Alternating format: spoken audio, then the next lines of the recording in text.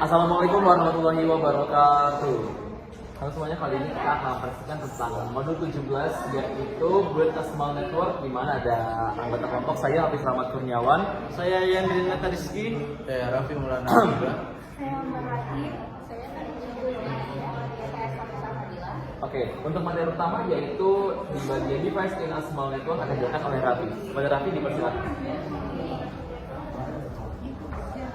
Yang pertama yaitu ada topologi jaringan kecil. Sebagian besar bisnis usaha adalah usaha kecil. Oleh karena itu, tidak mengherankan jika sebagian besar jaringan bisnis juga berukuran kecil. Desain jaringan kecil biasanya sederhana. Jumlah dan jenis perangkat yang disertakan jauh lebih sedikit dibandingkan dengan jaringan yang lebih besar. Sebagai contoh, jaringan besar membutuhkan departemen TI untuk memelihara, mengamankan, dan membatasi masalah perangkat jaringan serta melindungi data organisasi. Mengelola jaringan kecil membutuhkan banyak keterampilan yang sama seperti yang dibutuhkan untuk mengelola jaringan yang lebih besar. Jaringan kecil dikelola oleh teknisi TI lokal atau oleh profesional yang dikontrak. Kemudian ada pemilihan perangkat untuk jaringan kecil. Seperti halnya jaringan besar, jaringan kecil juga membutuhkan perencanaan dan desain untuk memenuhi kebutuhan pengguna. Perencanaan memastikan bahwa semua persyaratan, faktor, biaya, dan opsi penerapan pertimbangkan dengan semestinya. Salah satu pertimbangan desain pertama adalah jenis perantara yang akan digunakan untuk mendukung jaringan, yaitu biaya, kecepatan, dan jenis port antarmuka, kemampuan perluasan dan fitur layanan, dan sistem layanan operasi. Selanjutnya ada pengalamatan IP untuk jaringan kecil. Saat mengimplementasikan jaringan, buat skema pengalamatan dan IP dan gunakanlah semua host dan perangkat dalam suatu jaringan internet. Perangkat yang akan berperan dalam skema pengalamatan IP meliputi hal-hal berikut, yaitu perangkat pengguna akhir, server dan perangkat periferal, perangkat perantara termasuk switch dan titik akses. Selanjutnya adalah redundansi dalam jaringan kecil. Aspek penting lainnya dalam desain jaringan adalah keandalan. Bahkan bisnis kecil pun seringkali sangat beruntung pada jaringan mereka untuk operasional bisnis. Kegagalan jaringan dapat sangat merugikan. Untuk menjaga tingkat keandalan yang tinggi, redundansi diperlukan dalam desain jaringan. Redundansi membantu menghilangkan titik kegagalan tunggal. Ada banyak cara untuk mencapai redundansi dalam jaringan. Redundansi dapat dicapai dengan cara memasang peralatan duplikat, tetapi juga dapat dicapai dengan menyediakan tautan jaringan duplikat untuk area prioritas seperti yang ditunjukkan gambar. Selanjutnya adalah manajemen lalu lintas.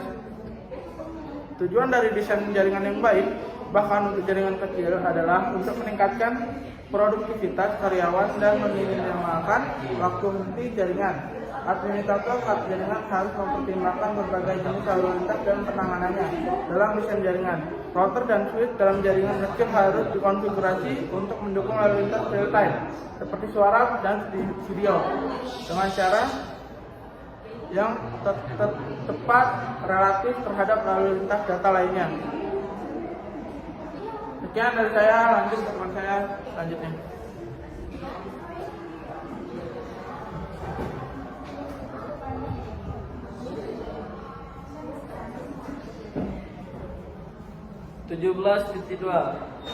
Smart Network Application and Protocol.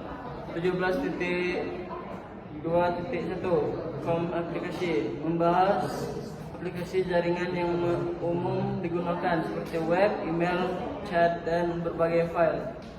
17.2.2 Com Protocol, menjelaskan protokol yang mendukung komunikasi jaringan seperti HTTP atau HTTPS, FTP, DNS,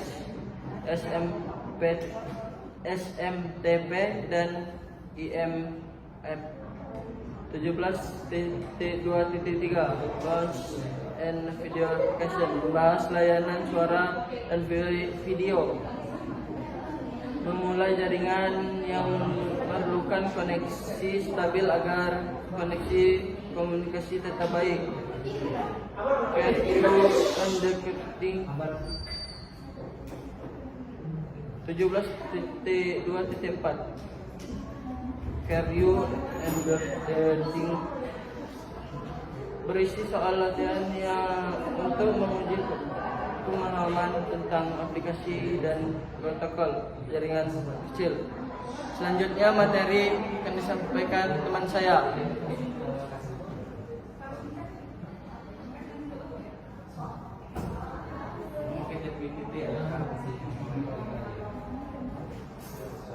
Oke, selanjutnya saya akan melanjutkan 17.3 itu ada scale to large networks. Yang pertama ada small network growth, adalah jaringan kecil dapat berkembang seiring bertambahnya pengguna, perangkat, dan layanan. Saat jaringan berkembang, diperlukan penambahan perangkat jaringan serta perencanaan agar tetap efisien dan mudah dikelola. Selanjutnya ada protokol analisis. Jadi protokol analisis itu digunakan untuk memantau dan memahami lalu lintas data pada jaringan, membantu mendeteksi masalah jaringan, menganalisis paket data, dan memastikan komunikasi berjalan dengan baik. Selanjutnya ada MPLO, Network Utilization. Administrator jaringan perlu mengetahui bagaimana karyawan menggunakan jaringan. Nah, informasi ini membantu mengelola bandwidth, meningkatkan performa jaringan, dan merencanakan pengembangan jaringan di masa depan. Nah, jadi scale to large network ini adalah untuk menguji pemahaman tentang pengembangan jaringan, analisis protokol, dan pemanfaatan jaringan oleh pengguna. Selanjutnya akan dilanjutkan oleh rekan saya.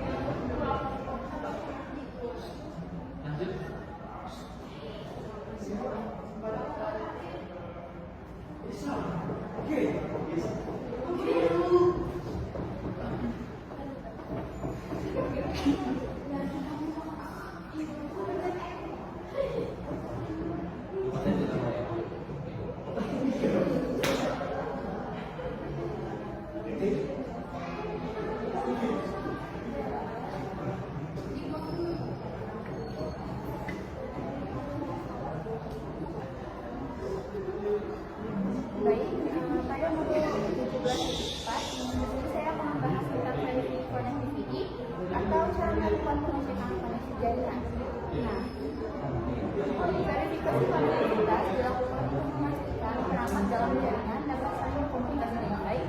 Salah satu cara yang paling sering digunakan adalah menggunakan perintah pilih. Nah, perintah pilih ini digunakan untuk mengirimkan paket IVMP, info request, ke perangkat tujuan, dan melihat apakah perangkat tersebut memberikan balasan atau reply. Nah, jika mendapat balasan, koneksi antara kedua perangkat berhasil. Kemudian, selain ping, terdapat perintah yang digunakan untuk melihat jalur perjalanan paket dari sumber menuju tujuan. Nah, perintah ini membantu mengetahui lokasi terjadinya masalah jika koneksi mengalami gangguan.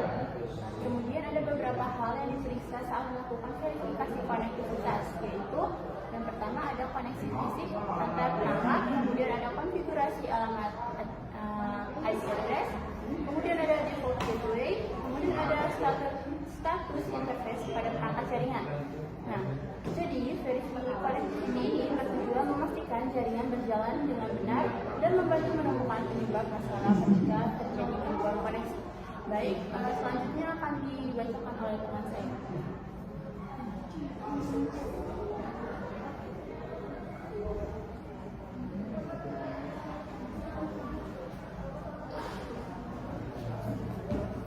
Selanjutnya adalah 17.5.1 yaitu konfigurasi IP pada host Windows. Jika Anda telah menggunakan salah satu alat tetapi sebelumnya untuk memverifikasi konektivitas dan menemukan bahwa sebagian jaringan Anda tidak berfungsi sebagaimana mestinya, sekarang saatnya menggunakan beberapa perintah untuk memecahkan masalah perangkat Anda. Perintah host dan iOS dapat membantu Anda menentukan apakah masalahnya terletak pada pengalamatan IP perangkat Anda yang merupakan masalah jaringan umum. Memeriksa pengalamatan IP pada perangkat host adalah praktik umum dalam jaringan untuk memverifikasi dan memecahkan masalah konektivitas dari ujung ke ujung. Di Windows 10, Anda dapat mengakses detail alamat IP dari pusat jaringan dan berbagi seperti yang ditunjukkan pada gambar. Selanjutnya ada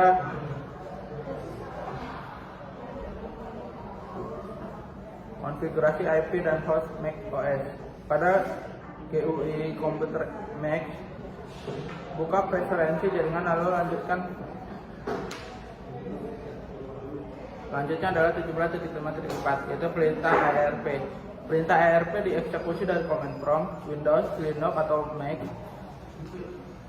Perintah ini mencantumkan semua perangkat yang saat ini ada di cache ARP host yang mencakup alamat IPv4, alamat fisik dan jenis pengalamatan statis ataupun dinamis untuk setiap perangkat. Yaitu perintah ARP -a menampilkan alamat IP dan alamat MAC yang diketahui. Perhatikan bagaimana alamat IP 10.0.0.5 tidak termasuk dalam daftar. Ini karena cache ARP hanya menampilkan informasi dari perangkat yang baru saja diakses. Untuk memastikan cache ARP terisi, ping perangkat agar perangkat tersebut memiliki entry dalam tabel ARP. Misalnya PCA melakukan ping ke 10.5.0.0.5, maka cache ARP akan berisi entry untuk alamat IP tersebut. Selanjutnya adalah perintah umum untuk menampilkan ditinjau kembali. Sama seperti perintah dan utilitas yang digunakan untuk memverifikasi konfigurasi host, perintah juga dapat digunakan untuk memverifikasi antarmuka perangkat perantara. Cisco iOS menyediakan perintah untuk memverifikasi pengoperasian antarmuka router dan switch. Perintah dari Cisco iOS show menampilkan informasi relevan tentang konfigurasi dan pengoperasian perangkat. Teknisi jaringan menggunakan perintah show secara ekstensif untuk melihat konfigurasi, memeriksa status antarmuka dan proses perangkat, serta memverifikasi status operasional perangkat. Status hampir setiap proses atau fungsi router dapat ditampilkan menggunakan perintah show.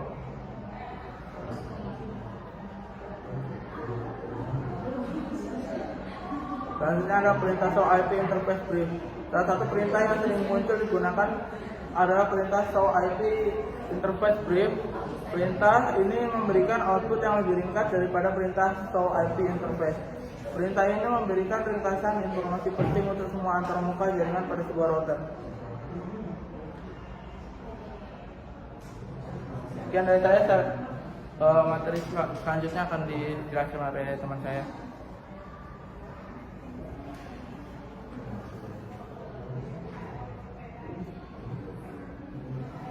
Oke, dan kita akan masuk ke 17.6 ya, itu troubleshooting methodology.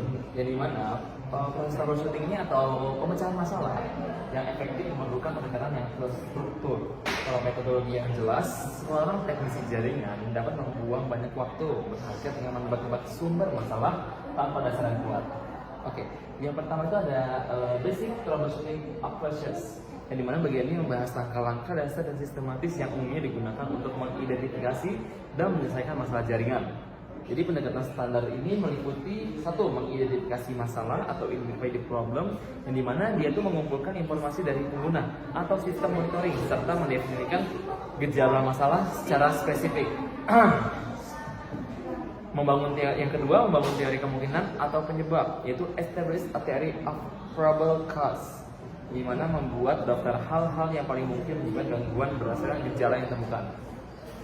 Yang ketiga ada menguji teori, yang dimana kita akan melakukan eksperimen atau verifikasi, misalnya dengan perintah ping atau trace rule untuk menentukan penyebab masalahnya itu kenapa. Lalu ada menyusun dan mengimplementasikan rencana tindakan, yaitu establish a plan of action and implement the solution, di mana kita akan merancang langkah perbaikan yang aman dan mengeksekusinya tanpa mengganggu bagian jaringan yang lain.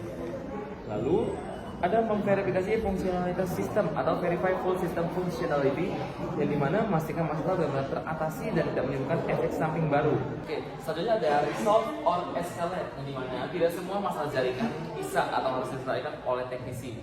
Pertama yang menanganinya. Bagian ini mengajarkan kapan seorang teknisi harus menyelesaikan masalah sendiri atau resolve, dan kapan harus mengoper masalah tersebut ke tim yang lebih ahli, yaitu escalate.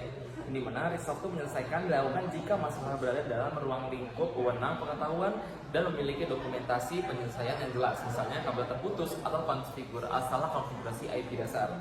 Lalu ada escalate atau eskalasi di mana masalah harus segera diteruskan ke tingkatan yang lebih tinggi, seperti tier 2, tier 3, atau pihak ketiga atau vendor perangkat jika masalah terlalu kompleks, membutuhkan hak akses atau privilege yang lebih tinggi, atau jika batas penanganan SLA (Service Level Agreement) hampir habis namun solusi belum ditemukan. Lalu di 17.6.3 debug command, yang dimana perintah debug merupakan salah satu alat paling kuat sekaligus berisiko dalam Cisco atau iOS. Fungsinya menampilkan aktivitas proses internal, lalu lintas data dan status protokol secara real time langsung. Berbeda dengan perintah show yang hanya memberikan gambaran statis snapshot dari kondisi tersebut. Lalu peringatan, yang dimana penggunaan proses debug mengkonsumsi resource CPU yang sangat tinggi jika dijalankan pada router atau switch produksi yang sedang padat lalu lintas datanya. Jadi perintah ini dapat membuat perangkat hang atau mengalami kelumpuhan crash.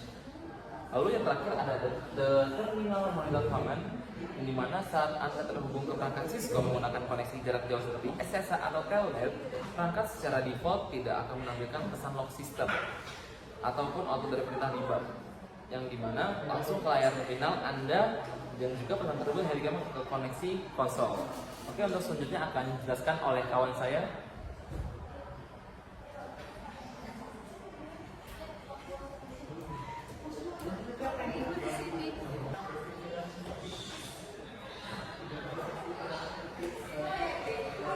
Jadi di sini saya menjelaskan tentang 17.7 yaitu troubleshooting scenarios, yaitu ada different operation and mismatch issues, yaitu tugas mengatur cara perangkat mengirim atau menerima data, dan juga penyebabkan koneksi lambat dan pada bus. Jadi solusinya samakan pengaturan duplex, auto atau full.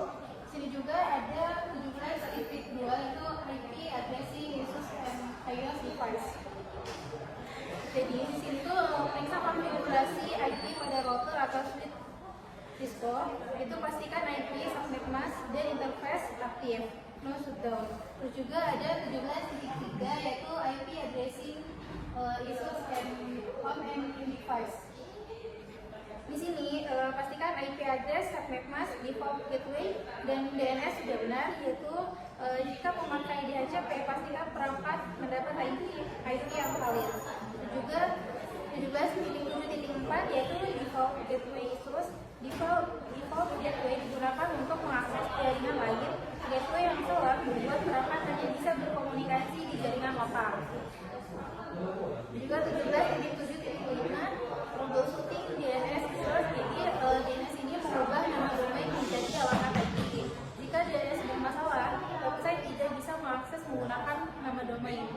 Ada juga di sini 17.7.6 yaitu paket tracer troubleshoot verification issue. Jadi di sini praktek mencari dan memperbaiki masalah konektivitas di Cisco paket tracer. Makanya meliputi memeriksa kabel, IP address, subnet mask, gateway DNS, dan konfigurasi router atau switch. Ada juga 17.7.7 di sini ada web troubleshoot connectivity issues, yaitu praktek langsung memperbaiki masalah jaringan pada perangkat nyata atau simulasi menggunakan metode troubleshooting secara sistematis hingga koneksi kembali normal. Oke, sekian materi dari saya. Oke, mungkin sekian untuk presentasi kami kali ini. Kami akhiri. Wassalamualaikum warahmatullahi wabarakatuh.